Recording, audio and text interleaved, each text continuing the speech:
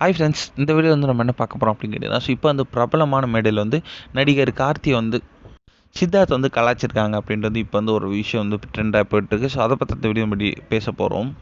So நம்மளோட கார்த்தி வந்து நம்ம எல்லாருக்குமே தெரிஞ்ச விஷயம், மணிரத்னமோட அசிஸ்டன்ட் டேரக்டர் ஃபர்ஸ்ட் வந்து இணைஞ்சிருந்தார் தமிழ் சினிமாவில். அவருக்கு வந்து ஃபர்ஸ்ட் அவர் தமிழ் சினிமாக்குள்ளே நுழைஞ்சது வந்து ஒரு டேரக்டர் ஆகணும், நல்ல ஒரு டேரக்டர் ஆகணும் அப்படின்ற ஒரு ஆசையோடு தான் இணைஞ்சாங்க. அதனாலே வந்து நம்மளோட கார்த்தி வந்து ஃபஸ்ட்டு மணிரத்னம் கிட்ட வந்து அசிஸ்டன்ட் டேரக்டர் வேலை பார்த்துருந்தாங்க.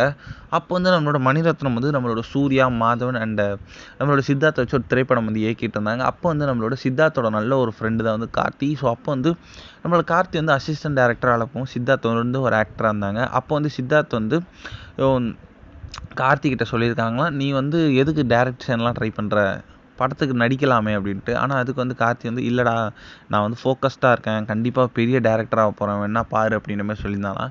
அடுத்த கொஞ்ச நாட்கள்லேயே வந்து நம்மளோட பருத்தி வீரனோட அனௌன்ஸ் பண்ணிட்டு வருதான். அப்போ வந்து சித்தார்த் ஃபோன் போட்டு வந்து நம்மளோட கார்த்தி வந்து கலாச்சிருக்காரு. என்னடா டேய், டேரக்டராக போகிறேன்ட்டு இப்போ ஆக்டிங்கில் போயிட்டேன்ட்டு என்னடா பண்ணுறது, இதுதான் கிடச்சிது, சேர்றா ஒழுங்காக வச்சு நடிடா அப்படின்ற மாதிரி வந்து சொல்லியிருந்தாலாம். இதை வந்து லேட்டஸ்ட்டாக ஒரு இன்டர்வியூ வந்து அவர் வந்து ரசிகர்களுக்கு வந்து இந்த ஒரு விஷயத்தை வந்து ரிவீல் பண்ணியிருந்தாங்க. இந்த ஒரு விஷயம் வந்து செம்ம ட்ரெண்டிங்காக போயிட்டுருக்கு அப்படின்னு கண்டிப்பாக சொல்லி ஆகணும்.